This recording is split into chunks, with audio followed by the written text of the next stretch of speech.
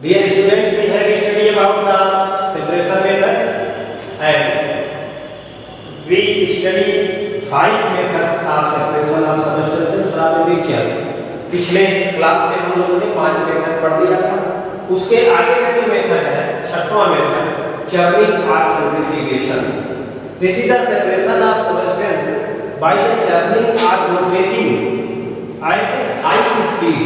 बहुत तेज स्पीड से उसको अगर हम चर्न कर दें या घुमा दें, रोटेट कर दें, तो उसमें जो लाइटर मटेरियल्स होते हैं वो किनारे हो जाते हैं और जो हैवियर मटेरियल होते हैं वो वहीं रुक जाते हैं।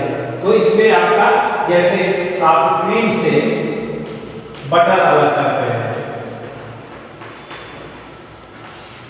इसके लिए सेपरेशन के लिए मशीन की यूज की जाती है, या जिसके घर में दही से वो क्रीम निकाला जाता है, बटर निकाला जाता है, तो उसमें एक चर्निंग ऑपरेटर्स होता है जिसको आप विनोलन कहते हैं, उसको पकड़ के और बार बार तेजी से घुमाया जाता है तो वो बटर अलग हो जाता है और क्रीम मिल्क का पार्ट जो या कर्ड का पार्ट जो होता है वो बच जाता है। तो इसको हम सेंट्रीफ्यूगेशन कहते हैं या चर्निंग कहते हैं। अगला मेथड होता है evaporation. This is the method used to separate the dissolved material from the water. ऐसा मटेरियल, ऐसा सब्सटेंस जो पानी में घुल गया है, डिजॉल्व हो गया है, उसको कैसे हम अलग करेंगे? तो इसके लिए हम इवेपोरेशन मेथड को यूज करते हैं। जैसे हमारे पास एक ऐसा सॉल्यूशन है, विनेगर है, जिसमें नमक घुला हुआ है, पानी में हमने नमक घोल दिया, अब कहा जा रहा है कि नमक को अलग कर दीजिए। तो नमक को अलग करने के लिए क्या करेंगे कि एक बर्तन में उस नमक के घोल को डाल देंगे और इसको हम हीट करेंगे। हीट करने पर क्या होगा कि जो वाटर होगा वो वेपर बन करके भाप बन के उड़ जाएगा और जो इसमें बचेगा वो सॉलिड क्या बचेगा, ये साथ बच जाएगा। तो इस तरह से हम ऐसा सब्सटेंस जो वाटर में डिजॉल्व है उसको हम अलग कर सकते हैं। ये आप लोग जानते हो कि जो ये साल्ट आता है वो सी वाटर में सी वाटर से कैसे प्राप्त किया जाता है। तो सी वाटर जब आता है उसमें सफिशिएंट क्वांटिटी में आपका साल्ट होता है, तो क्या करते हैं समुद्र के किनारे छोटी छोटी क्यारियां बना देते हैं और उन क्यारियों में पानी भर जाता है और वो पानी क्या होता है, साल्टी वाटर होता है। और जब धूप होती है तो कुछ दिनों के बाद वाटर इवेपोरेट हो जाता है और ये साल्ट के क्रिस्टल इसमें प्राप्त होते हैं। उस क्रिस्टल को ला करके उसको तोड़ा जाता है और ग्राइंडिंग करके उसकी आपको साल्ट का पैकेट मिलता है। या पहले यही क्रिस्टल ही प्रयोग किए जाते थे, आज के 50 साल पहले अब आज जो है वो आपको पाउडर मिलता है साल्ट का। तो जो अपना साल्ट है वो इवेपोरेशन मेथड से ही बनाया जाता है। और तीसरा मेथड है डिस्टिलेशन। डिस्टिलेशन में 2 मेथड इन्वॉल्व होती है, इवेपोरेशन और कूलिंग।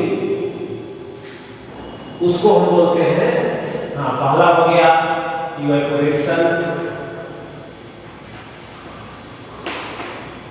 और दूसरा कहलाता है condensation.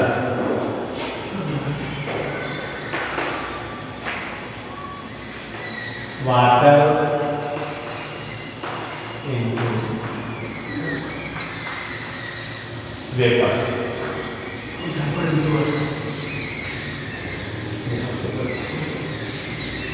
Water conversion of water into vapour. Vapour बदल दिया तो उसको कहा गया evaporation. Further vapour form of water, vapour into water कैसे होगा, बाई कूलिंग। उसको जब आप ठंडा कर देंगे तो ठंडा करने के बाद वेपर जल्दी होकर के पानी बन जाएगी। जैसे एक बर्तन में आप पानी गर्म करिए, ये आपका हीट सोर्स है,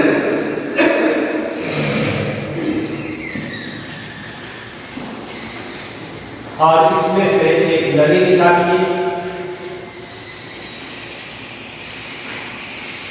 एक दूसरा बर्तन लगाएंगे।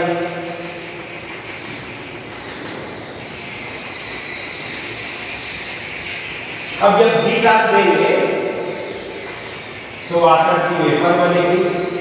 वेपर बनकर के अब ये क्यों कर रहे हैं, इसमें मान लीजिए कि आपका साल्ट मिला है, शुगर मिला है, तो उसको अलग करना है। तो यहाँ पर जो सॉलिड मटेरियल होगा, डिजॉल्व मटेरियल यही रह जाएगा, वाटर वेपर बन जाएगा। वेपर बन करके या केवल वाटर आपने दिया है तो भी फायदा क्या है, by this method he can आपके प्योर वाटर, उस वाटर को हम लिक्विड वाटर बोलते हैं, एकदम इम्प्योरिटी हट जाती है, कोई इम्प्योरिटी नहीं रहती। तो वाटर को वेपर में बदला तो जो मान लीजिए कि इम्प्योरिटी रह गई वो तो इसी में रह जाएगी, उनका वेपराइजेशन होगा नहीं। तो ये सीधे चली गई नली में, और नली में हम कुछ कंडेंसर लगाते हैं, उसको कंडेंसर क्या करेगा, उसको ठंडा करेगा, और ठंडा होकर तो ड्रॉप बाई ड्रॉप वाटर यहाँ दूसरे बर्तन में इकट्ठा होगा, और ये इकट्ठा होगा प्योर वाटर होगा, ये प्योर वाटर होगा। तो आपके pure water the process of distillation is useful, उसको हम यूज करते हैं, उसके लिए यूजफुल होता है। तो इस तरह से तीन चीजें आपने बाकी थी, आपके 8 मेथड हो गए सेपरेशन की, 8 चीजें आपने पढ़ लिया। अब एक मेरी और आपको चैप्टर में है separation of substances by using more than one method. ऐसा आपके पास कोई कॉम्प्लेक्स मिक्सचर दे दिया गया है, सैंड और साल्ट दोनों मिला के दे दिया गया। अब उसको कैसे सेपरेट करेंगे आप, दोनों की साइज लगभग एक है, अलग करना है हमको। तो अलग करने के लिए क्या करेंगे, 2 मेथड अपनाना पड़ेगा आपको। एक तो पहला काम करेंगे एक वाटर, उसमें पानी मिलाएंगे। पानी मिलाने के बाद क्या करेंगे, जब पानी मिलाएंगे तो साल्ट जो होगा वो उसमें डिजॉल्व हो गया, और जो सैंड होगा वो डिजॉल्व नहीं होगा, वो घुलता रहेगा। Salt dissolve and sand remain setting. कहाँ, बॉटम पे। अब इसके बाद क्या करेंगे, सैंड सेपरेटेड बाय सेडिमेंटेशन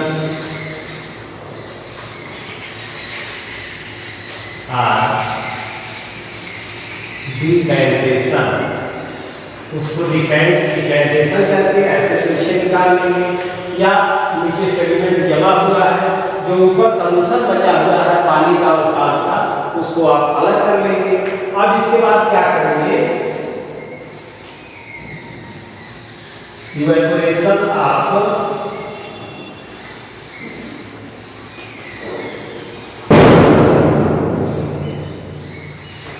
उस सॉल्यूशन को आप इवेपोरेट करेंगे, तब क्या होगा, वाटर इज वेपोराइज्ड।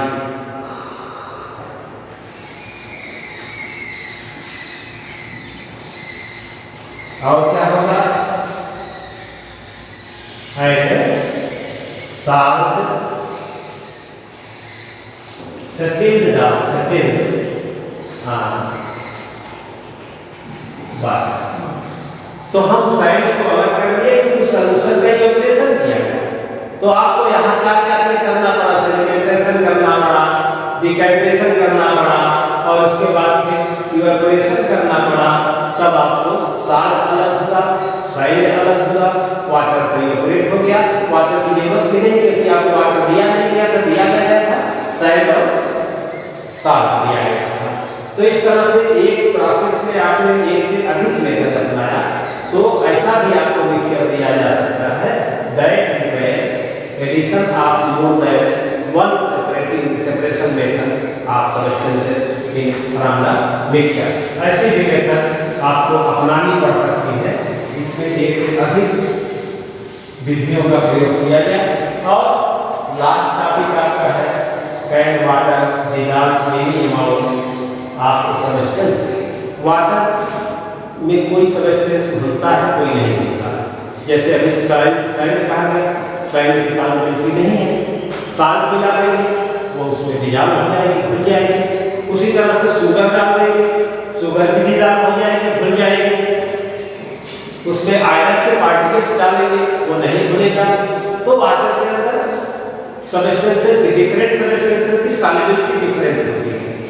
और सॉल्युबिलिटी क्या होती है? सॉल्युबिलिटी का मतलब कितना घुल सकता है पर 100 millilitre amount of substance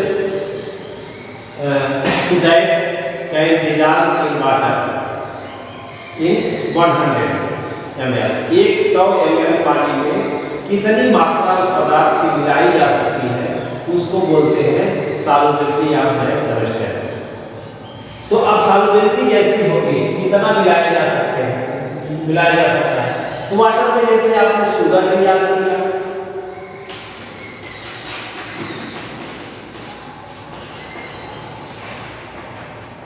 sugar dissolve करके कितना होगा, कितना आप डिजॉल्व कर सकते हो? एक गिलास पानी में आप आधा किलो चीनी नहीं मिला सकते, क्योंकि उसकी सॉल्युबिलिटी इतना नहीं है। तो आप शुगर डालते जाएंगे, 1 चम्मच डाला, 2 चम्मच डाला, 3 चम्मच डाला, वो डालते चले जाएंगे और वो घुलता चला जाएगा, उसमें डिजॉल्व होता चला जाएगा। लेकिन एक कंडीशन ऐसी आएगी कि आप डालोगे तो उसमें घुलेगा नहीं, अब डिजॉल्व नहीं होगा। तो अब इस कंडीशन को बोलते हैं सैचुरेटेड कंडीशन, और उस सॉल्यूशन को बोलेंगे saturated solution. The solution in which no more substance can dissolve, और मात्रा जिसमें नहीं डिजॉल्व की जा सकती उसको बोलेंगे सैचुरेटेड सॉल्यूशन। अब एक चीज और लास्ट में बता दें, इसमें कहा गया है इफेक्ट ऑफ टेम्परेचर। टेम्परेचर क्या प्रभाव पड़ेगा?